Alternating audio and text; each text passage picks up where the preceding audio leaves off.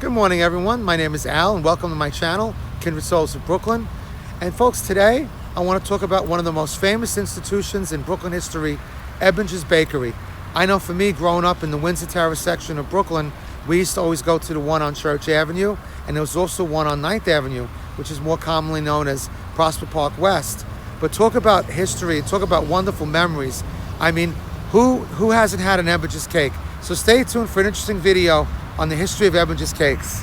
Oh, it all started in 1898 when George and Catherine Ebinger came over from Germany, and they were also competing at the time with Entenmann's Bakery and Drake's. But Ebinger seemed to have the edge because they had these all amazing cakes. I mean, and these cakes lasted all throughout till 1972, till they closed. My personal favorite was the chocolate layer cake, which was just hard chocolate on top of the white cake on the inside with the little chocolate ribbon on the inside. It was amazing. But folks, what they were really known for was the Blackout cake. The Blackout cake was their all-time best cake, and actually the chocolate and I believe the cream was specially made for them in Watertown, New York. And it's said that the recipes to all of these German cakes, all of these cakes that were made that Ebinger's made, was actually held in a safe. You know, it kind of reminds you of the famous episode of Seinfeld where he kept them in kind of like a drawer, but it wasn't a safe. But these recipes were unbelievable. And to tell you another funny story, the Ebinger's cake, the Blackout cake, a lot of people don't realize how that was named. If you think back to, of course, this was located in Brooklyn. That's where Ebinger's was. And one of the most famous shipyards in the world, especially going back to the World War I and World War II days, was the Brooklyn Navy Yard. And the way the Blackout cake got its name, which of course, if you remember, the ultimate Blackout cake, I mean, I love that cake so much that when I go to heaven and I walk down the tunnel, I want to see my family who's passed on. I want to see Elvis. I want to pass him by in the hallway and want to say hello to Jesus going down there. And I want someone to hand me a Blackout cake. I mean, who could forget that with the chocolate crumbs on the top, and you had the fudge and the chocolate mousse cake and it was ultimate heaven. But the way that got its name was because of the Brooklyn Navy Yard. What they would do is Brooklyn would, when a battleship would sail out of Brooklyn, they would dim the lights. They would do blackout conditions because they were worried that someone would see it leaving. They didn't want people knowing where it was going. So that's how the Blackout cake got its name, was from the Brooklyn Navy Yard, and Brooklyn actually practicing these blackout situations to screen the ships going out to make sure that they weren't noticed when they left the Brooklyn Harbor. So a lot of people don't know that. I didn't know that myself, but found it out today. So I think for me, folks, I mean, like I said, I went to the Ebinger's up on Prosper Park West, and we also went to the Ebinger's on Church Avenue. I think we went to the one on Flatbush Avenue too, because early on my mother and I had bowled in Kenmore Lanes. A big shout out to Kenmore Lanes and Diplomat Lanes. But what I really loved, folks, about the Ebinger's Bakery was just it was a certain kind of feeling walking into that Ebinger's Bakery.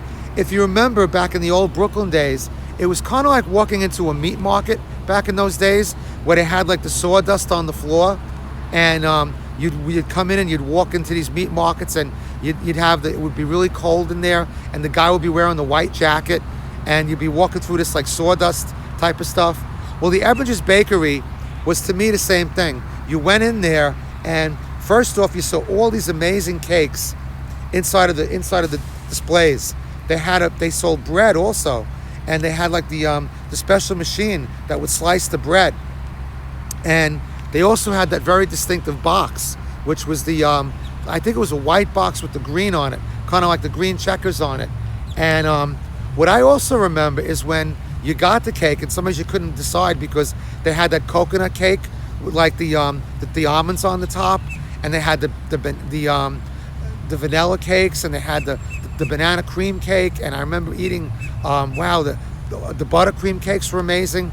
But what I remember was too, they had that big device, maybe like 3 or 4 of them, above the heads of where the people who worked there, the bakers or the salespeople, and they had the string in there. So when you finally picked out your cake, they would put the cake inside of that box, and they would rope it up with this string, And I remember the string was really strong because you could actually walk home holding that string. But like if you were like me, you couldn't wait to break into that cake. And I know for me, like a couple times, I was too stupid. I didn't use a scissor to open up the cake, and it would actually cut your hand if you actually pulled it too hard. So I learned that lesson a couple times, and so I started using a scissor to open up the cake. What was funny was, I think even though the Blackout cake was my all-time favorite, I told you I love the cake, the chocolate cake with the hard icing. It was so funny because my mom didn't like chocolate that much, and she knew I loved this cake. So what she would do is she would scrape off a lot of the chocolate, and she would just like throw it inside the box and put it in the refrigerator. So holy cow, I mean, those were the days. There was no such thing really as I mean, we had fat-free milk, but there wasn't like today, goat milk and coconut milk and all this other stuff, which I guess is good for you.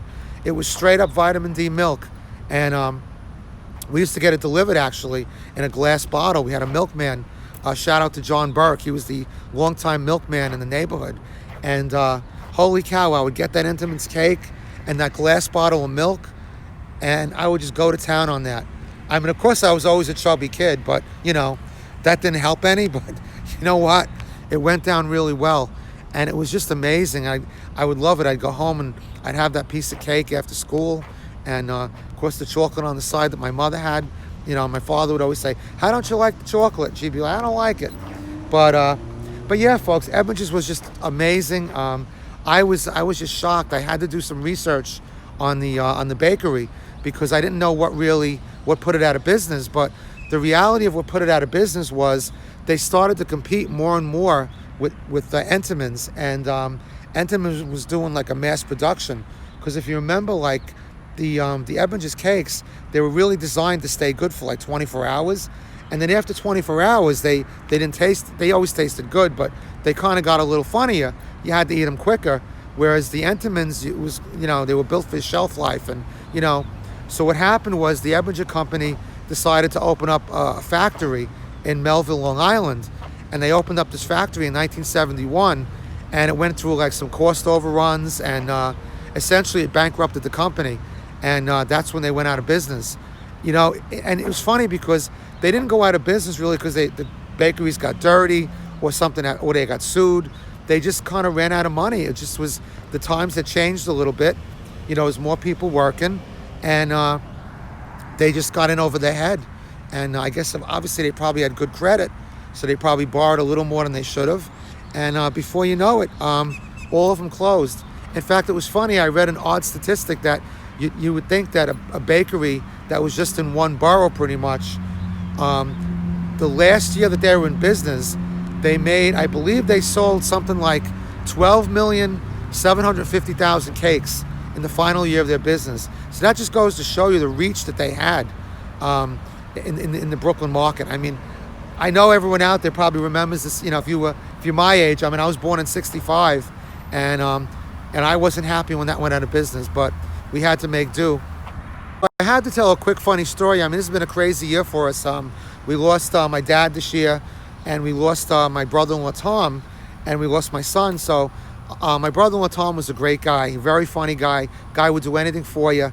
So we all the people in my family, through my mom's idea, we all learned how to drive in Greenwood Cemetery. And quick story, my nephew Thomas was learning how to drive at the time, and we'd go to Greenwood Cemetery. My mom was over there. We'd visit up with my mom, and in the cemetery there, and my uncles are over there. So we used to go over there and kind of like, you know, it wasn't a straightforward, just, hey, let's drive over here. We kind of made a decent trip out of it. But what was funny was that one day in driving through the cemetery, we ended up seeing, because there's so many famous people buried in there, we actually came across the mausoleum for Mr. Entenmann. And I remember going back, we had the card store in those days on 236 Prospect Park West, for those who remember the Hallmark store, and we had that for 25 years. And I remember going in there, it was a Saturday, and my brother-in-law was in there. Him and I had a great rapport, and we always were telling jokes with each other. And I remember going in saying, Tom, you're not going to believe it. We finally found Mr. Entenmann's mausoleum. You know, and without skipping a beat, my brother-in-law turns to me. He goes, yeah. He goes, did it have little plastic windows instead of the glass? So luckily I was just as quick as him, and I turned around and I said, no, Tom, I didn't see any plastic windows in the mausoleum, but I did see an expiration date. Well, he was eating lunch at the time, and he had soda coming out of his nose, he was coughing, he was laughing, he didn't know what to do first. As he used to say, it was coming out of both ends. So just had to recount that story in talking about Entenmann's. But folks, what stories do you have of Entenmann's? Give me a shout. You can reach me at the at Connection at Kindred Souls of Brooklyn. We're also starting a foundation. I told you we lost my son. Sadly, we lost my son last year. The name of the foundation is called the Waffles Foundation. You can reach me at the Waffles Foundation, wafflesfoundation@gmail.com. Sorry, that's wafflesfoundation@gmail.com. And we're going to be starting this foundation. It's a suicide prevention foundation, and we're hoping soon to get our 501(c) number, and I'll let you know when that happens. We're going to do some good. We're going to be saving lives through music, one note at a time, giving out musical instruments to anybody who wants to play, and doing some suicide prevention, doing some percussion for prevention. So folks, every time you watch one of my videos, you are helping with this cause. I appreciate it. We just recently monetized the channel here, so any money that I make on this channel, I'm going to put into that foundation. Please visit us on the Facebook page that I have. It's called the Waffles Foundation. You can keep up with our progress. As always, folks, thank you very much for watching. Here in sunny Florida, after a grave shift, speaking of the cemetery, grave shift, right across from Celebration now. So have a great day, and I'll see you real soon on the next video. Thank you, folks. Take care now. Bye-bye.